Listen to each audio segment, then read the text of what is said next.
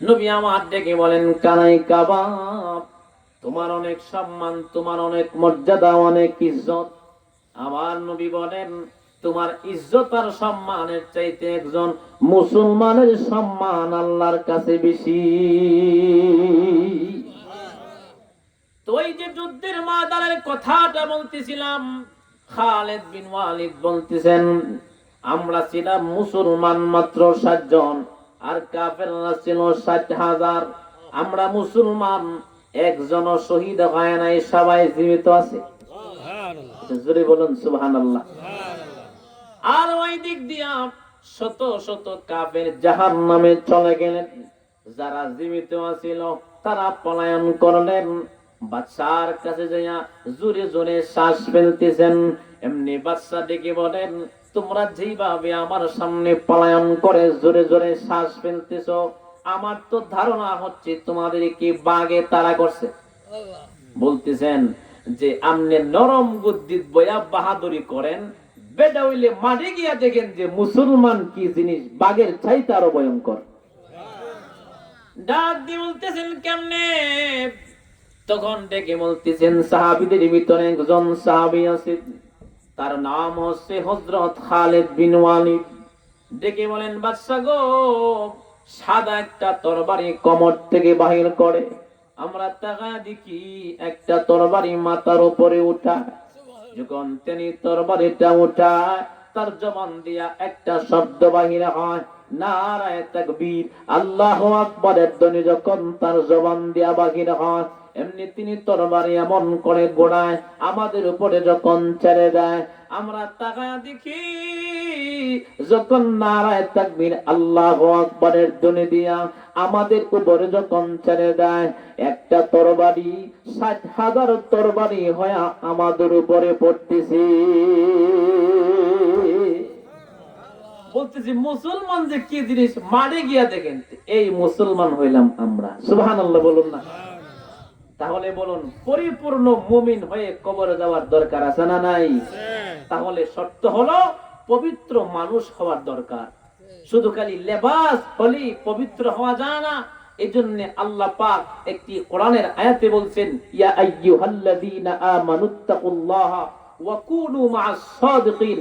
আল্লাহ পাক বলেন, হে ঈমানদারেরা, আমি আল্লাহকে তোমরা ভয় করো, সৎ ব্যক্তি সিদ্দিক আল্লাহ ওয়ালাদের সহবতে থাকো। এই যে আমনাগো এলাকায় এখন 100-এর উপরে আলেম আছে, কথা কান লাগা বাবাজিরা, জোরে বলুন ঠিক নেই? প্রায় 100-এর উপরে শুনলাম আলেম ওলামারা আছে। সমস্ত আলেমদের আলেম গড়ার নাকি শুনলাম অনুদান আপনাদের এই হুজুর। আলহামদুলিল্লাহ বলবেন না? আরো জোরে বলুন আলহামদুলিল্লাহ। সৎসঙ্গে সর্বাস, মানে সৎবাস, অসৎসঙ্গে সর্বনাশ। তার মানে হচ্ছে, মানুষ যদি ভালো মানুষের লগে চলে, এই মানুষটা ভালো হয়ে যায়। যেমন আলেমদের চোখের পাওয়ার আছে, এমন কি জবানেরও বরকত আছে। আমাদের দেওবন্দের একজন আলেম ছিল, তার নাম হইল আল্লামা আনোয়ার শাহ কাশমিরি রহমাতুল্লাহ আলাইহি। সুবহানাল্লাহ বলবেন না? হুজুরকে একটা জিন্দা লাইব্রেরি বলা হইতো। হুজুর কেমন ছিলেন?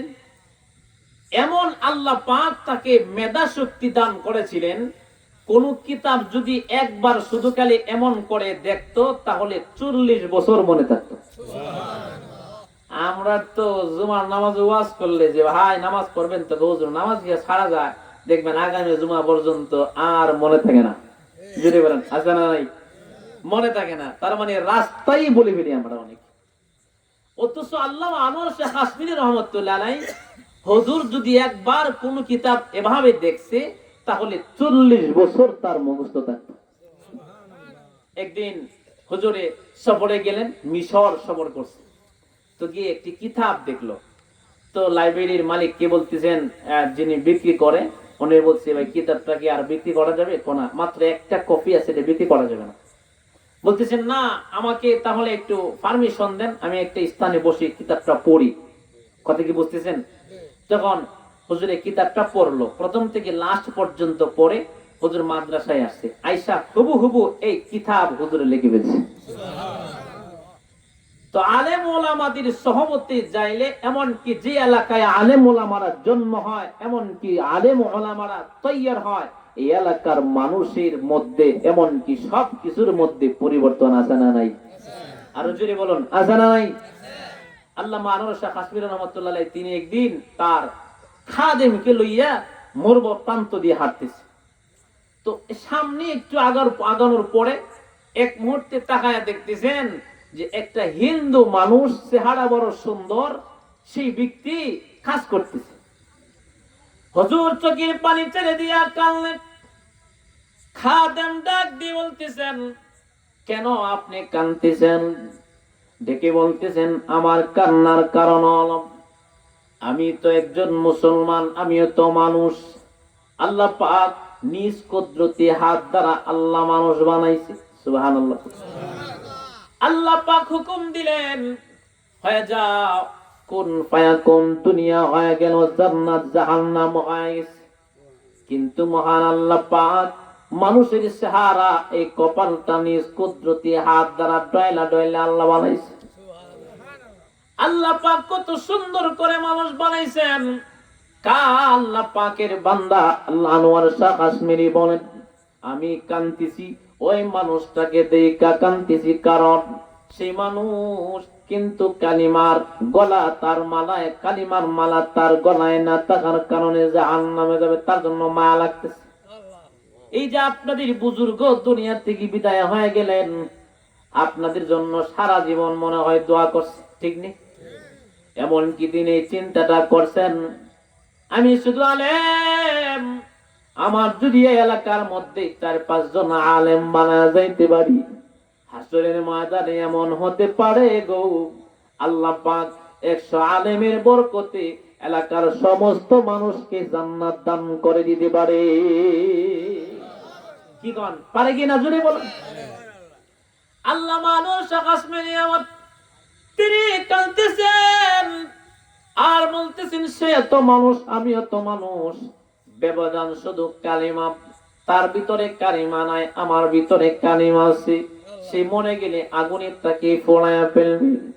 এক মুহূর্তে এই হিন্দু ব্যক্তির দিকে হুজুরের নজরটা পড়ল। হুজুরের নজরের এমন পাওয়ার, আল্লাহ ওয়ালাদের এমন পাওয়ার, ওই ব্যক্তি আবার হাঁটতে হাঁটতে হুজুরের সামনে আসেন, হাত ধরলেন, বলতেছেন, আপনি হুজুর না জানি কি বললেন? ডেকে বলেন, আমি বলতেছি তুমিও তো একজন মানুষ, আমিও তো একজন মানুষ, কিন্তু তুমি যাবা জাহান্নামে। আমি কালিমা পড়েছি, আল্লাহ পাক আমাকে জান্নাত দিবেন। এমনকি তিনি বলতেছি, তোমার জন্য আমার মায়া লাগতেছে। হুজুর তার জন্য দোয়া করলেন। আল্লাহ পাকের এই বান্দা সামনে এসে হুজুরের হাত ধইরা কালিমা পড়ে মুসলমান হয়ে গেছে। তাহলে আল্লাহ ওয়ালাদের বরকত আছে না নাই? জোরে বলো। আর আলেম ওলামারা একমাত্র চাই আমার সমাজের মানুষ যেন একসাথে আমরা সকলে জান্নাতে যেতাম। কথা বলুন না কেন? যেমন আপনারা একটা নাম শুনছেন, খাজা মঈনুদ্দিন চিশতি রহমাতুল্লাহ আলাইহি, নাম শুনছেন না? খাজা উসমান হারুনি হইল খাজা মঈনুদ্দিন চিশতি রহমাতুল্লাহ আলাইহির উস্তাদ। সুবহানাল্লাহ বলেন। কারণ আমাদের সমাজে দেখবেন মাদ্রাসায় ছাত্র ভর্তি করলে একটা ইন্টারভিউ নেয়। কথা বলুন না কেন? ঠিক খাজা মঈনুদ্দিন চিশতি রহমাতুল্লাহ আলাইহি তিনি ছাত্র, আর খাজা উসমান হারুনি তিনি হইল উস্তাদ। তিনি চিন্তা করতেছেন যে ভালো একজন লোক, একটু বুজুর্গ তালাশ করার দরকার, যে আমি মরে গেলে, আমি না থাকলে যে আমার দায়িত্বটা আমানতের সাথে কে পালন করব। কথা বলুন না কেন? তাহলে বাট পাস এটার বলে দিলে এলাকার সব মুরগি খাইব। কথা বলুন ঠিক না? তার মানে পরীক্ষা করতেছে। এক মুহূর্তে খাজা উসমান হারুনি রহমাতুল্লাহ আলাইহি তিনি বলতেছেন, এশারের নামাজের সময়, মুসল্লিরা তোমরা এখানে কয়জন আছো? খাজা উসমান হারুনি এবার বলেন, তোমরা কয়জন মুসল্লি? সমস্ত মুসল্লিরা হাত উঠে বলতেছেন, আমরা সংখ্যা হইলাম, আমরা এখানে 12 জন। সুবহানাল্লাহ। শেষ বয়ান, হুজুরের জন্য দোয়া হবে, বসুন এই কয়েক মিনিট। এক মুহূর্তে খাজা উসমান হারুনি রহমাতুল্লাহ আলাইহি বলতেছেন, তোমাদের সাথে আমার একটা পার্সোনাল কথা আছে।